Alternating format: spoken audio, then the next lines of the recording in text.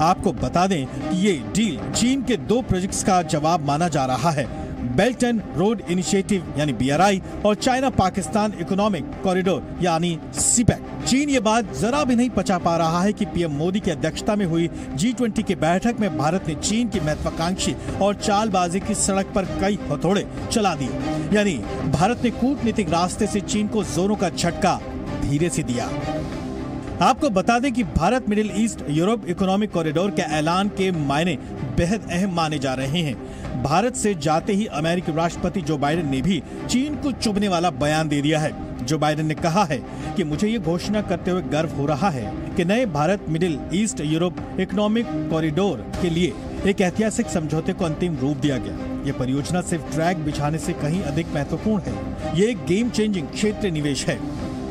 White house ने तो यहाँ तक कहा कि अगले 60 दिनों में कॉरिडोर को लेकर पूरा प्लान तैयार हो जाएगा, जबकि भारत हर देश की संप्रभुता और क्षेत्रीय अखंडता का सम्मान करते हुए इस प्रोजेक्ट को सफल बनाने के लिए प्रतिबद्ध है। इसलिए G20 में चीन के प्रयासों की भारत ने भी सराहना की। And I would say here that all the G20 members, and since the question was asked specifically about China, I would say China as well, that China was very supportive of the various outcomes. फिर भी चीन बौखलाया हुआ है। आपको बता दें कि 8 देश इस इकोनॉमिक कॉरिडोर का हिस्सा हैं, जबकि इसे 10 साल में कंप्लीट करने का टारगेट रखा गया है। इससे ग्लोबल साउथ में कनेक्टिविटी गैप खत्म होगा, जबकि मिडिल ईस्ट भारत और यूरोप के साथ जुड़ेगा।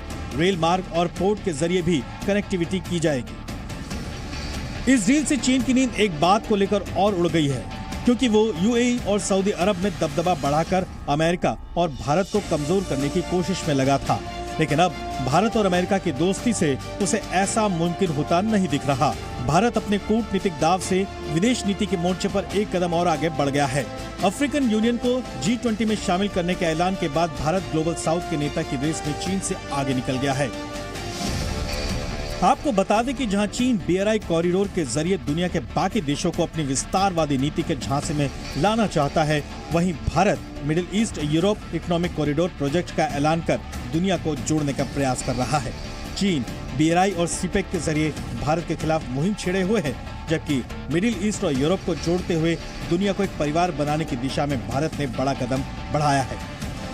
आपको बता दें कि इस कॉरिडोर के पार्टनर भारत, सऊदी अरब, UAE, France, Germany, Italy, America, यूरोपीय यूनियन भी हैं।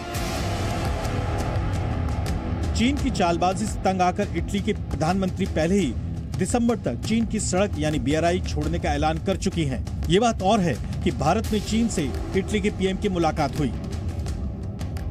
कॉरिडोर से निकलकर बाहर देखें तो चीन को चक्कर एक बात के लिए और आने वाला है। दरअसल भारत बायोफ्यूल को लेकर बेहद गंभीर है।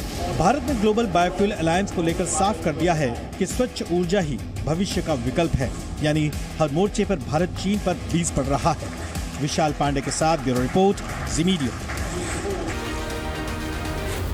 जी न्यूज़।